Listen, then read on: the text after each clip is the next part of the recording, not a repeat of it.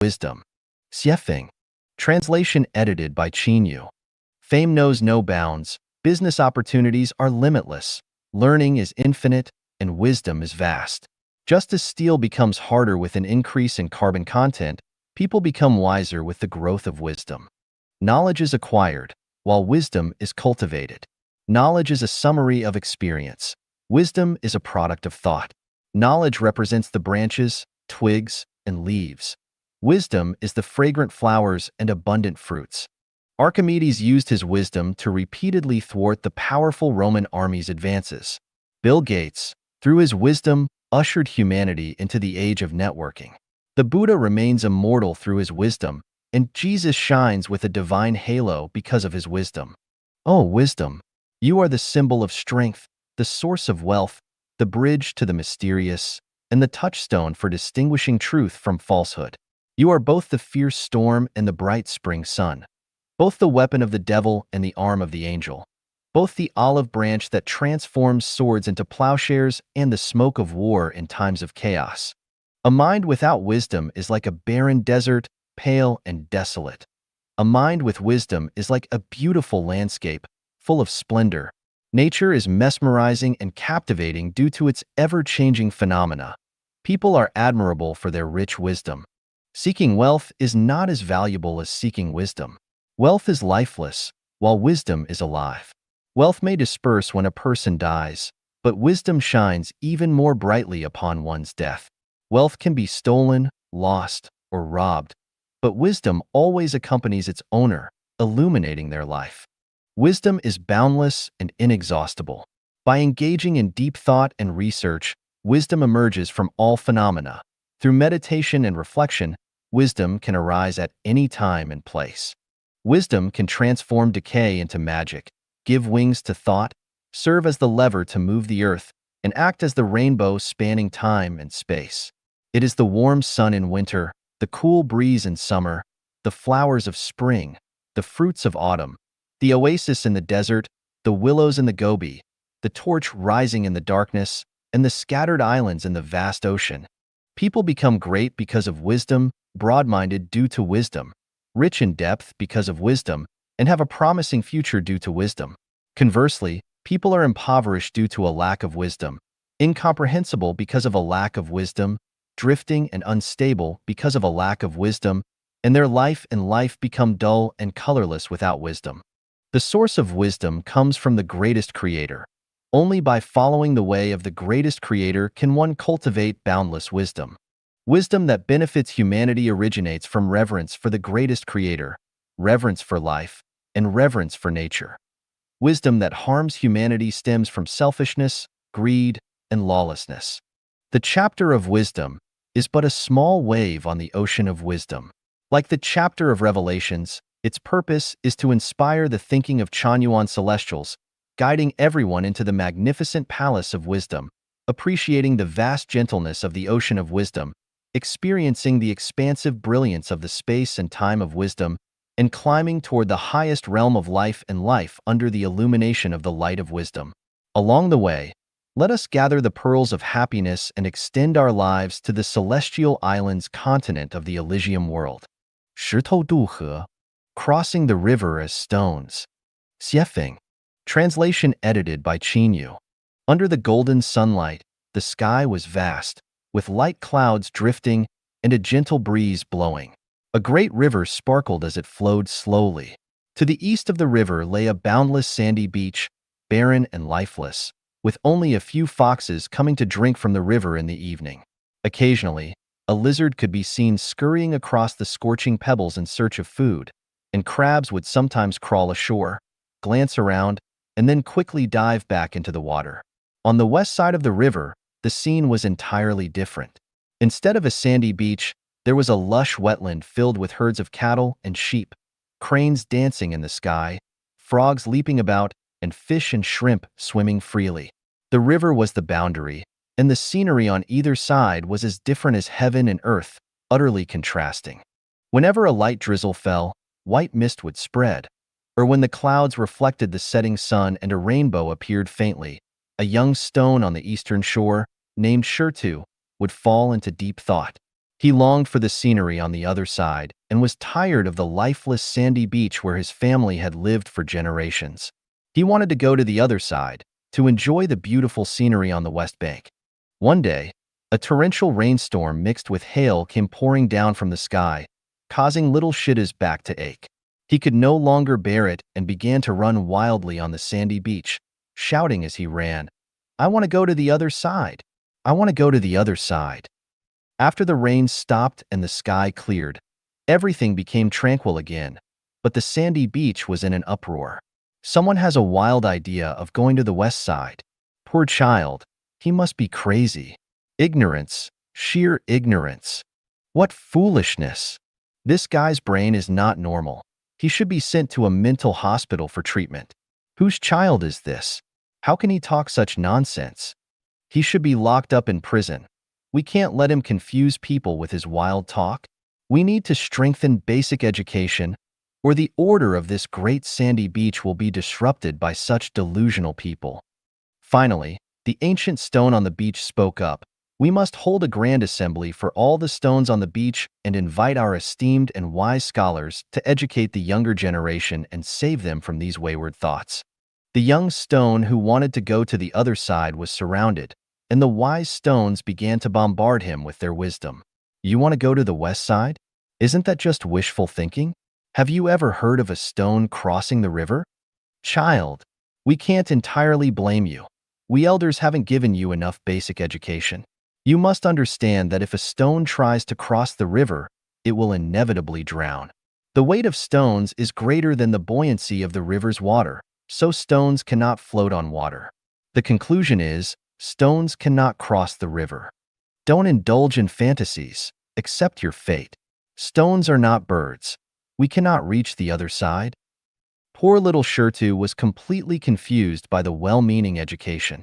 He hung his head, tears welling up in his eyes, muttering only one sentence, "I just want to go to the west side," as he silently withdrew from the crowd to live in solitude. One day, a few stones of the same age came to find him. They also yearned for the life on the west side. They came to the riverbank and gazed at the picturesque scenery on the other side, and began to chatter excitedly among themselves. To cross the river, it's best to take a boat. To cross the river, it would be best if we could fly like birds. To cross the river, it would be best to ride on the back of a crab. To cross the river, it would be best if we hollowed out our insides. To cross the river, it would be best if a strong wind could carry us over to the other side. As they were fervently discussing, a few boys came by and stopped beside them. They were humans, perhaps drawn by the stone's strong will. One of the boys said to his companions, "Let's have a contest to see who can throw a stone across the river so that it skims the water's surface and reaches the other side." In an instant, these boys eagerly picked up stones at their feet and hurled them toward the other side of the river. Whoosh, swoosh, whoosh. One after another, the little stones skimmed the water's surface and flew across to the other side. Rumors quickly spread across the great sandy beach. Did you hear? It's said that those disobedient boys insisted on crossing the river and all drowned. Exactly. How could a stone possibly cross the river? It's no surprise they drowned. From now on, everyone must be vigilant. We must not allow fanciful ideas to take root, and we must prevent our children from going near the river. Living within our means is the key to a safe life. We stones can never cross the river.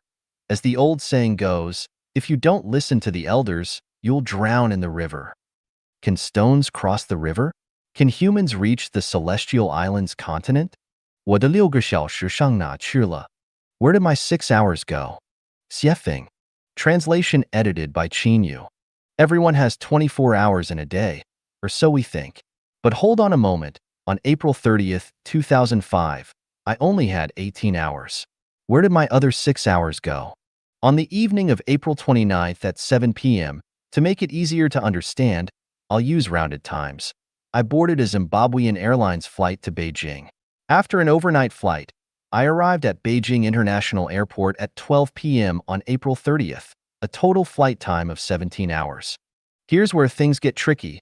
12 p.m. on April 30th was the time on my watch, but Beijing time was already 6 p.m. To keep things simple, I had to adjust my watch to 6 p.m. And just like that, I ended up with only 18 hours on April 30th, with 6 hours that should have belonged to me disappearing. So, where did they go? Of course, this was caused by the time zone difference. But regardless, in terms of human conceived time, I only lived 18 hours that day. Now let's speculate.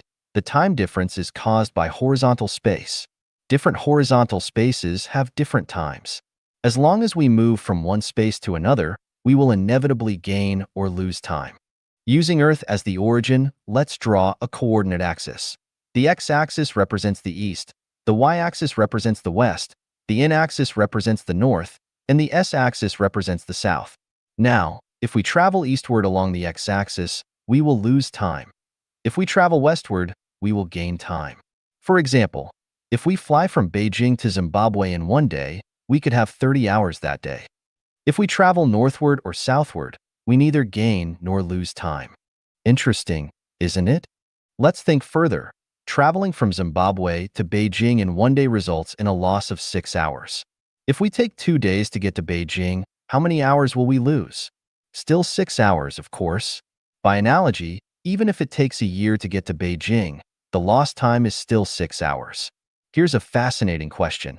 If we could travel from Harare to Beijing in 1 hour, we would still lose 6 hours. So what if we could do it in 1 second? Naturally, we would still lose 6 hours. Losing 6 hours in 1 second seems like a bad deal. But wait, what is lost may actually be gained. We would gain negative time, which belongs to the realm of the non-material world, a topic for another day. Now, imagine losing 24 hours in a single day. What would happen? If you fly eastward from Harare along the x-axis and return to Harare within 24 hours, you would end up losing an entire day. If you depart on the 1st, after just 24 hours of flight, you wouldn't arrive on the 2nd but on the 3rd. As a result, a year would no longer have 365 days but 364. Even more interestingly, what if we flew like this every day? If we had a fast enough flying tool, we could reduce an entire year of 365 days to just 1 day. By analogy, we could reduce 1,000 years to a day, 10,000 years to a day, or even 100,000 years to a day. Similarly, if we flew westward along the y-axis, we could extend a single day into 100,000 years. Simple reasoning, once it exceeds people's imagination, becomes profound theory. When science surpasses people's understanding, it turns into superstition. Life-Genuine's 36-dimensional spaces have both surpassed people's imagination and transcended their understanding. So they have become an absurdity, and people view them as an intangible theory. If we can compress a day into 18 hours or compress a year into 1 day, why can't we compress 100,000 years into 1 day? Similarly, if we can expand a day to 30 hours or stretch a day into 365 days, why can't we expand a day into 100,000 years? Flying along the x-axis, we can reach the 1,000-year world and the 10,000-year world. Flying along the y-axis, we can reach the Elysium world. Flying along the n-axis and s-axis, we can only reincarnate in place, stuck in a loop. We need speed. With speed, stones can cross rivers, and humans can reach the celestial island's continent. A carriage is faster than walking, a car is faster than a carriage, and an airplane is faster than a car. A spaceship is faster than an airplane, but even if we could sit on a light-speed spaceship, it would still be too slow. So, what kind of flying tool should we use? Think about it. If we constantly ponder the mysteries of heaven and earth, the wondrous truths will one day reveal themselves. I want to ask everyone, what kind of person do you think Xuefeng is? Kongling Xiu. Emptiness, spirit, grace. Xuefeng. Translation edited by Yu. The void holds myriad phenomena, and within the void, myriad phenomena exist. When the mind is empty, spiritual energy arises. When spirit arises, a person becomes graceful. Yuan celestials, born from spiritual mountains, embody emptiness, spirit, and grace, filling the heavenly garden. The masses are weighed down, their hearts filled with rubbish. Though they appear lively, they are actually confused beings. They have ears but do not listen. They have eyes but do not see. I have just said, 1. And they continue with 3, 4, 5, 6, 7. All I can do is shake my head and sigh. Stones do not bloom, yet the sky creates colorful clouds. Fruits ripen and decay, yet the empty land can grow crops. An empty house is useful, and an empty heart reveals a bright celestial realm. Empty your heart, throw away yourself, and clarity will emerge. When flowers are fragrant, butterflies come naturally. When the mind is calm, thoughts flow effortlessly. When the body is clean, illness departs on its own. When the heart is pure, celestial beings arrive. As long as the heart is empty, the true result will naturally come early. Fear of death, fear of poverty, fear of loneliness, fear of solitude. All arise because the heart is not empty. Worry, anger, madness, hatred, all stem from an unemptied heart. Anxiety, fear, terror, and dread come from a heart that is not empty. Desiring to stand out, to bring honor to one's ancestors, to dominate the world, to leave a legacy. All are signs of a heart that is not empty. When the heart is not empty, everything becomes empty. When seeking to possess, in the end, nothing is gained. The principle is simple, but practicing it is as difficult as reaching heaven.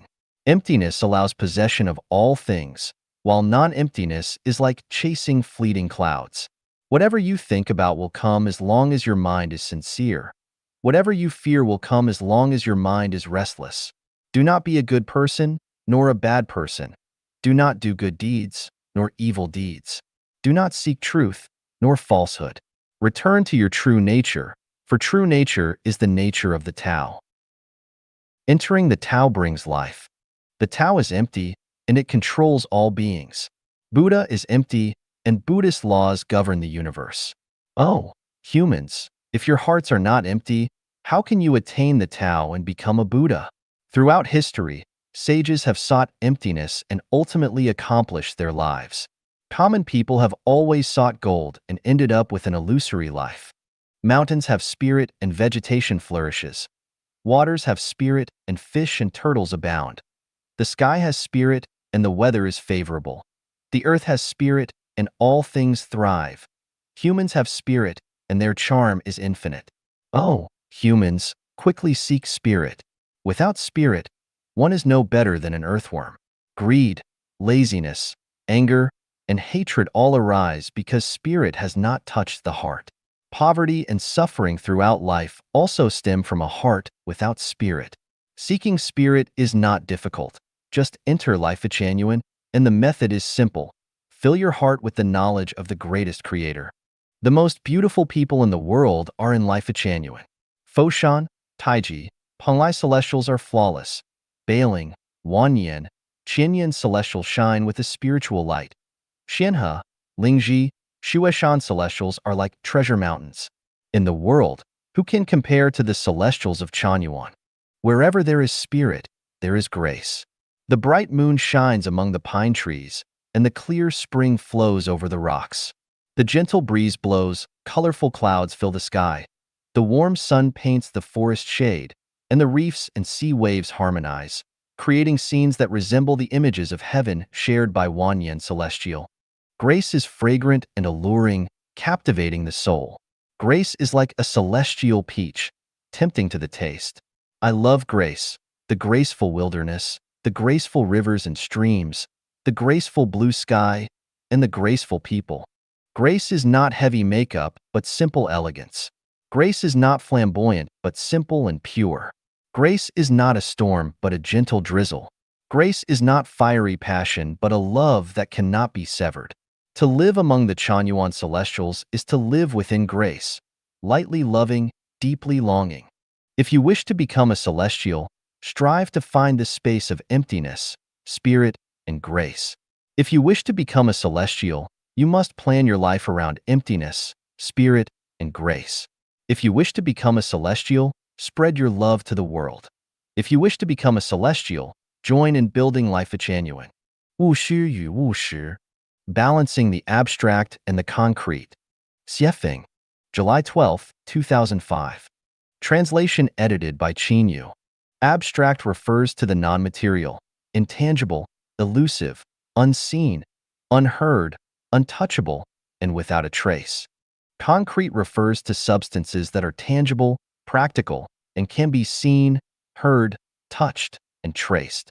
The abstract belongs to the realm of the spirit and mind. The concrete belongs to the realm of physical existence and practical use. Focusing on the abstract means pursuing ideals and beliefs, adhering to faith and morality, emphasizing consciousness and spirit, and elevating character and quality. Focusing on the concrete means pursuing practical value, primarily aiming to fulfill the material conditions necessary for basic survival, such as food, clothing, shelter, transportation, sexual desire, and safety. The lower a life's level, the more it focuses on the concrete. The more it focuses on the concrete, the lower the quality of life. Focusing on the concrete is for survival. The higher a life's level, the more it focuses on the abstract. The more it focuses on the abstract, the higher the quality of life. Focusing on the abstract is for living. The abstract and the concrete are opposites yet unified. Neither should be neglected. Survival is the foundation for better living. Living is the sublimation for better survival. To walk the way of the greatest creator, one must balance both the abstract and the concrete. The concrete ensures survival, while the abstract elevates the quality of life, leading to a higher level of existence. The concrete provides the conditions for focusing on the abstract, and the abstract fulfills the qualities of a celestial being. Ordinary people are ordinary primarily because they focus on the concrete all their lives, neglecting the abstract. Those who go to extremes in spiritual practice, neglecting the issues of food, clothing, shelter, transportation, safety, and sexual desire, mainly focus on the abstract while neglecting the concrete. The wise are those who appropriately balance the abstract and the concrete, neglecting neither. Celestial beings are those who have fully experienced life, solve the problem of survival, and then spend much of their time focusing on the abstract. Those who purely focus on the abstract are either gods or demons. There was a pig, deeply engrossed in reading. The other pigs in the pen couldn't understand and asked, "Brother, we have no worries about food and drink. Our master feeds us, and we live so freely and happily.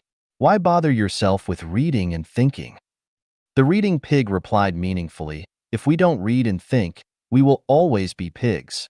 If we don't read and think, we can only have contentment, not happiness. Contentment is short-lived, while happiness is long-lasting. Contentment comes from temporary satisfaction, while happiness comes from enduring peace of mind. Think about it. We spend our lives confined in this pig pen, with only a small patch of sky to look at, and just a few square meters to move around in. The worst part is that once we're fattened up, the slaughterhouse is our only destination. Thinking of this, I can't be content. To avoid this disaster, I must read. Forget it, brother. Live for today. We are pigs, after all, and slaughter is our fate. Accept it, the other pigs said. Brothers, you focus on the concrete and be content. I will focus on the abstract. I don't want to be a pig anymore. I want to become human because only humans can find true happiness, the reading pig said firmly. Can a pig become a human? Asked one thoughtful pig. The reading pig replied, yes, absolutely. Once I have human thoughts, I am no longer a pig but a human. Even if you have human thoughts, can you escape the disaster of being slaughtered? The pig continued to ask. The reading pig said decisively, the evolution from pig to human is gradual. In this life, I am still a pig, unable to avoid disaster, but in the next life, I won't be a pig anymore. I will become a human because the saints among humans say that the form of life corresponds to the way of thinking. If I have human thoughts, I will have a human form of existence. In fact, when I realize that I will be a human in the next life, I already feel a sense of happiness. Sometimes, I even hope the disaster comes quickly, so I can end this life as a pig and start living as a human.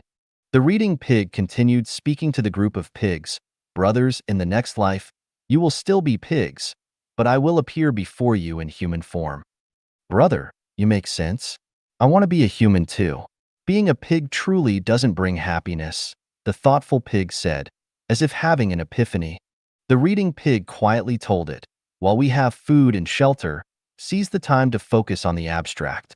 If you don't focus on the concrete, You won't have a comfortable life, and poverty is unpleasant. If you don't focus on the abstract, the best you can hope for is to stay where you are. Pigs will remain pigs, and humans will remain humans. 避免小负荷能量的长期冲击. Avoid the long-term impact of small load energy. Xuefeng, February 14th, 2007. Translation edited by Yu. When studying metal materials, our teacher took us to the Zhangjiago Exploration Machinery Factory for a first-hand observation of metal material property testing. A series of testing machines were used to evaluate the tensile strength, compressive strength, bending strength, and other properties of various metals, determining the limit values of each characteristic. For example, a metal rod would be tested to see how much force it could withstand before breaking, or how long it could endure repeated small load impacts before eventually fracturing. I've forgotten the specific parameters, but I remember this. No matter how tough the metal, if subjected to continuous small load impacts, it will eventually break. This truly reflects the saying, "A rope saws through wood, and water drops pierce stone." Even seemingly insignificant forces, when applied consistently over time to an object, person, or principle, will eventually lead to a significant change. A one-time heavy blow can destroy a person, leaving them unable to recover. However, it is often the unnoticeable small load impacts that are the primary culprits in ruining a person's life. A tiny grain of sand in a shoe can stop someone from moving forward, and a small speck of dust in the eye can make it impossible to open. A bedridden loved one can cause someone to abandon their grand ambitions and plans, and a single point of pain in the body can instantly erode a person's confidence. A pure river can become polluted by one factory discharging a little sewage here and another factory dumping some waste there, eventually making the river impure. A clean street can become filthy if one person spits here and another person throws a bit of garbage there. A perfect natural environment can be degraded by one factory emitting smoke, another dumping trash, one car emitting carbon dioxide, and a refinery spilling waste oil. Eventually, nature will fall ill. A person with a healthy and positive mindset may lose their optimism after facing constant criticism, gossip, fault-finding, and nagging from others. Over time, they may lose their positivity and even begin to doubt themselves. An anthill, though small, can cause the collapse of a 1,000-mile-long dike if not blocked in time. A tiny pinhole in a gas pipe, if not discovered and repaired promptly, can lead to a catastrophic disaster. A seemingly harmless family thief who steals small amounts daily, if not caught and stopped in time, can eventually steal the entire household. In a harmonious group, a person who spreads rumors may seem harmless at first, but if not exposed and dealt with in time, they can turn harmony into conflict, causing the group to fall apart and leading to irreparable damage. As the saying goes, one rotten apple spoils the whole barrel. Life is not easy, but what usually breaks a person is not external difficulties or harsh conditions, but the constant impact of small load forces from within. It's not a single blow that drives someone to suicide, but rather the continuous small load impacts that lead to self-destruction. The Sutra of Land's Celestial Beings says, "Avoid anger at dawn. It harms the lungs and damages the liver." This means that one should not frequently lose their temper in the morning. A person who often feels upset in the morning will have shortness of breath and poor liver function, leading to a day of low energy or mental exhaustion. Therefore, within a family or group, members should avoid criticizing or nitpicking each other in the morning. Instead, they should encourage and uplift each other in the morning and save any dissatisfaction for the afternoon or evening. To prevent the continuous impact of small load energy, husbands and wives, parents and children, siblings, friends, and colleagues should avoid frequently criticizing and nitpicking each other. Long-term exposure to even a few hurtful words can lead to declining health, the collapse of family or business, broken relationships, lost confidence, and the destruction of a person's future and life. In life, one must maintain a positive, optimistic, and determined spirit. Even in the face of difficulties and adversity, one must not lose confidence and courage. As the saying goes, we'll cross that bridge when we come to it, and heaven never seals off all the exits. Therefore, it is essential to avoid and guard against those who are often pessimistic and constantly nagging and spreading pessimistic views. My advice is to say goodbye to those who frequently criticize and nitpick, and goodbye to those who keep nagging and spreading pessimistic views, because they are the small load energies that may seem insignificant but can eventually break an iron rod. 仇人即是恩人还债之道. Enemies are benefactors, the path of repaying debts. Xuefeng. Translation edited by Yu. The vast, distant heavens know my heart. The myriad gods in the darkness know my name. The operation of the sun and moon is aware of my deeds. The most just entity in the universe is the Tao of the greatest creator. This Tao sees everything with perfect clarity, rewarding and punishing with meticulous precision. When we calm our minds and reflect, we may wonder what causes us to be born into a specific family and environment, what leads us to our current circumstances, and why we encounter certain people, whether they should be in our lives or not. We often feel powerless against our present circumstances, as if we are drifting in the wind with no control over our destiny. All of this is due to the combination of causes and conditions, which may seem chaotic and random. Yet, in reality, everything we experience, whether in prosperity or adversity, happiness or suffering, is a result of our past words and actions, including those from previous lives. The outcomes we face today stem from the seeds we have sown in the past. You reap what you sow. If you want a life free of worries, cultivate yourself diligently. If we hadn't incurred karmic debts in this world, we wouldn't be here. A person's life is essentially a process of repaying debts. As long as these debts remain unpaid, we cannot leave this world. Without understanding this principle, one's life is bound to be lost in confusion, becoming just another ordinary existence among the masses. The wisest way to live is to repay one's debts to the greatest extent possible and to avoid incurring any new debts, which means doing only good deeds and avoiding wrongdoing. In human history, Jesus and Buddha Shakyamuni did this best. Jesus repaid his debts by sacrificing his blood and performing countless good deeds, even atoning for his disciples' sins. Buddha Shakyamuni spent decades teaching and enlightening countless sinners, filling the universe with his merits. They no longer owed any debts to the human world, which is why Jesus became a god and Shakyamuni became a Buddha. In the mythological novel Feng Yeni, The Investiture of the Gods, Neza tore out his intestines and carved out his bones to repay the debts he owed to his parents, ultimately reincarnating as a lotus flower and becoming a minor god in heaven. In the novel Journey to the West, the Monkey King, Sun Wukong, underwent 81 trials and tribulations to repay his debt to the monk Tang Sanzang, who had saved his life. Even when unjustly accused by Tang Sanzang after the incident with the white-boned demon, Sun Wukong, despite his anger, knelt to the monk, striving to repay his debt. Jesus taught us that if someone strikes us on the left cheek, we should turn the other cheek to them. Buddha Shakyamuni earnestly advised that if we are despised by the world, our previous sins will be eradicated. Even Mao Zedong taught that the humblest are often the wisest, while the noble are the most foolish. The celestial Laozi taught that to save and help someone, the Tao must first let them endure suffering. Now, let's consider how to repay our debts. We are born between heaven and earth, absorbing the essence of the sun and moon, the vitality of heaven and earth, and enjoying the caress of nature. Thus, we owe a debt to nature. To repay this, we need only be grateful and refrain from spoiling it.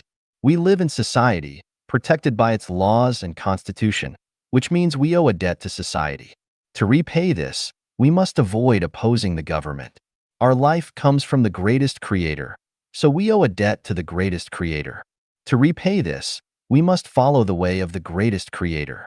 Our physical bodies come from our parents, whose love and care are as high as mountains and as deep as the sea. We owe them a debt, which we repay by dutifully honoring them. If we have a master who has enlightened us, guiding us onto the path of life, we owe them a debt, which we repay by expressing our gratitude. Other debts beyond these great obligations must be repaid precisely. Mere gratitude or thanks is insufficient. First, let's address the debts between spouses. Husband and wife are like birds in the same forest, but they fly apart when disaster strikes. When the end of life approaches, it's too late to repay debts. Therefore, we should endure more of our partner's frustrations during everyday life, giving them as much freedom as possible. Even if we end up with a green hat, infidelity, we shouldn't hold grudges or seek retribution. Instead, we should feel joyful. Why? Because such debts can be canceled, freeing us to follow our own path. Next are the debts owed to our children. Children are our creditors by nature, born into our families to collect their debts. We should repay these debts with no complaints, with wholehearted effort, and with joy. There's no room for bargaining.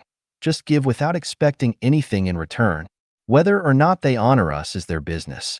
The less filial they are, the more thoroughly we repay our debts. Even if we end up starving, dying of illness, or without anyone to bury us, we should accept it with no resentment. The humbler our death, the more honorable our life. Then there are the debts owed to siblings, relatives, friends, and strangers. We must strive to repay these debts promptly, without taking even the smallest advantage. As the saying goes, taking advantage of others is harmful, just like radishes are just vegetables. There's no such thing as a free lunch in the world. It is better to give more than to receive, and it is preferable to die without debts than to live a long life with them. Live as long as you can, but if you can't continue, simply sit cross-legged and quietly await the arrival of death and the welcoming of celestial beings. Lastly, we must repay the debts owed to poultry, livestock, and animals.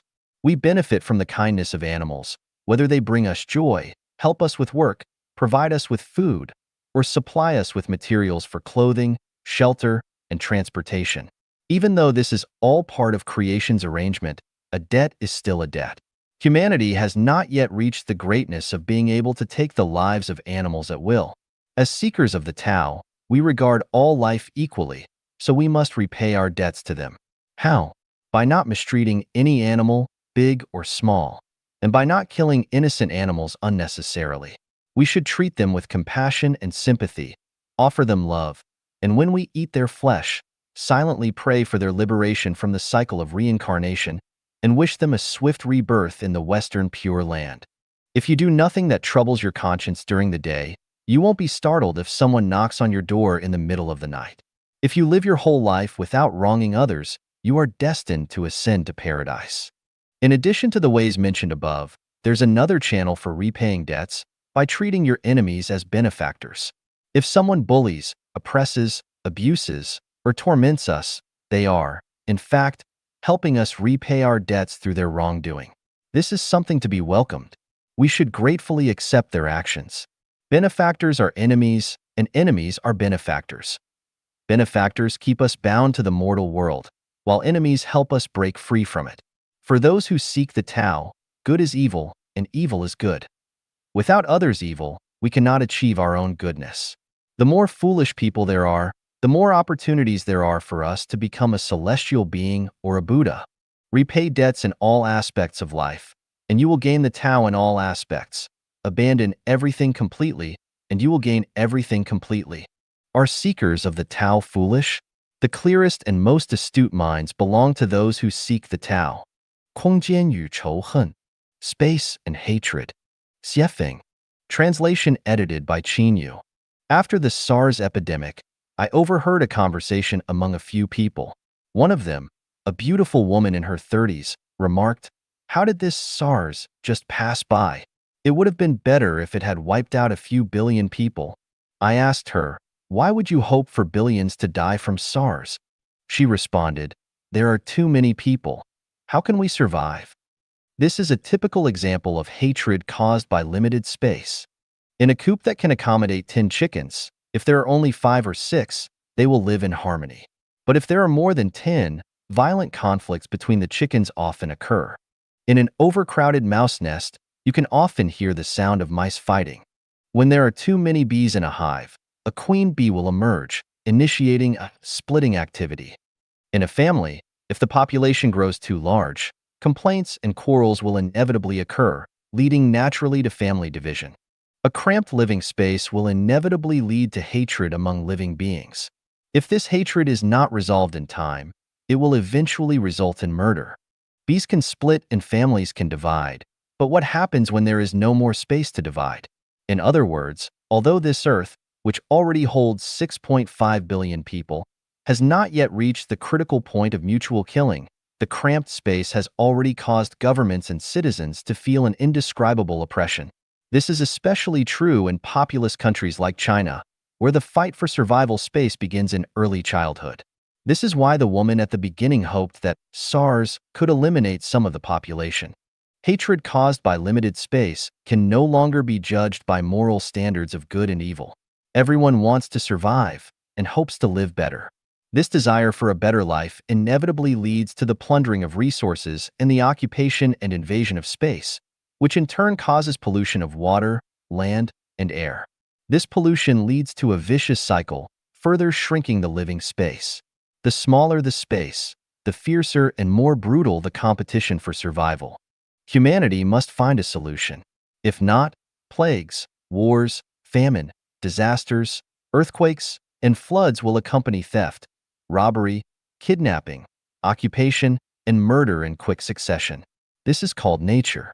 At the same time, there is another risk, which is the forced purification by divine beings. Years ago, I had a dog named Larry. After mating with a neighbor's dog, Larry gave birth to 11 puppies. Initially, the puppies ran around the yard, bringing vitality and joy, but as they grew, trouble followed.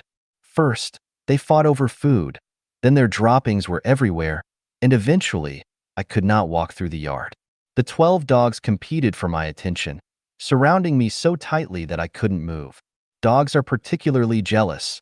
To win my favor, they started biting each other. What was even worse was that once the door opened, they would rush out, scaring passers-by, especially children who would scream. I had no choice but to give away 6 of them. The remaining 6 were still not easy to handle. Although the number was reduced, the problems persisted. I had to give away a few more until only 3 were left, and the yard finally became peaceful. I concluded that my yard could only accommodate 3 dogs. Once the number exceeded 3, the number of dogs and the yard size did not match. For the dogs that were given away, they couldn't understand why I had to clean them out, but for me, I knew why I had to remove them from my yard. I was forced to implement a forced purification. In a large yard, keeping a few dogs is my choice, but dogs have their nature. They need to mate and reproduce. Preventing them from mating and reproducing is too cruel, but if they mate too often and have too many offspring, the space cannot accommodate them. The result is forced purification. Humans should be more rational than dogs and should be able to foresee crises. If everyone acts according to their own will, considering only the individual and not the whole, calculating only for the part and not planning for the whole, the result will be to force the divine beings to implement forced purification. To resolve the current crisis of overpopulation and limited space, and to avoid the mutual hatred among humans caused by limited space and the ensuing catastrophe, humanity must live and produce according to the theories of life genuine. But this is just wishful thinking, a fantasy, even a delusion. What should be done? We must take a long-term view and lead those who understand the truth out of the narrow space of competition. As for the rest, leave it to fate. 信即真理，爱即生命. Faith is truth, love is life. Xuefeng, August 16, 2005. Translation edited by Yu. Faith is truth. In Article 57 of the chapter of Revelation, truth is explained as the way of the greatest Creator. Walking the way of the greatest Creator is walking the path of truth. However, this explanation might still seem vague and elusive, making the concept appear broad and mysterious. To bring it closer to reality and help us understand truth more clearly, I will express it differently. Truth is faith. Humanity has always pursued truth, and people often say, we must uphold the truth. Now, people should understand that truth is faith, and truth is the way of the greatest Creator. Faith is a state of resonance within the soul, a meticulous and rigorous thinking structure, a perfectly symmetrical system capable of instant reaction. Faith is an attribute of the greatest Creator, the essence of gods and Buddhas, the quality of celestial beings, and the pursuit of sages. Many people have saved themselves through faith. The New Testament of the Bible contains numerous examples illustrating this. As long as a person has genuine faith, any illness, whether blindness, leprosy, or paralysis, can be healed without treatment. There was a woman who had suffered from uterine bleeding for decades. Because of her faith, she touched the hem of Jesus' garment, and her illness was healed instantly. Faith not only heals, but can also bring the dead back to life. Jesus is the embodiment of faith, and he clearly tells us that with faith, a person could uproot a tree and plant it in the sea. Jesus often expressed frustration with us, saying, "You of little faith." His disciples went out to preach and often returned without success, and Jesus would say they had little faith. Even Peter, who had the greatest faith, wanted to walk on water when he saw Jesus doing so.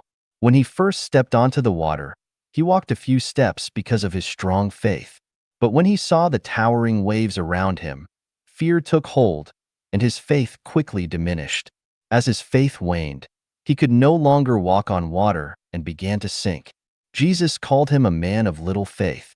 If Peter had maintained his faith, if he had faced the stormy waves with calm confidence, he would not have sunk. Buddha Shakyamuni also said that if a person has genuine faith in the Diamond Sutra, they can become a Buddha. If they reach the state of formlessness, they can become a true bodhisattva. I, Xuefeng, have high hopes for many people, referring to them as masters, great ones, saints, messengers, and angels. If these people have genuine faith, they can quickly elevate their wisdom and spiritual awareness under my guidance and become true masters and saints in a very short time. But without faith, they are nothing. In psychology, there is a term called the Pygmalion effect, which can also explain this mystery. There was a Zen master who, in gratitude for a disciple who had served him diligently for over 30 years, respectfully called him Buddha one morning. However, this disciple had no understanding of Zen. When the master called him Buddha, he didn't acknowledge it. Because he lacked faith, he failed to attain sudden enlightenment and become a Buddha. If you don't acknowledge yourself as a Buddha, you will never become one. Even in daily life, faith plays a tremendous role. For example, in a marriage, if a wife has unwavering faith in her husband's abilities and qualities, the family will be warm, harmonious, peaceful, and content.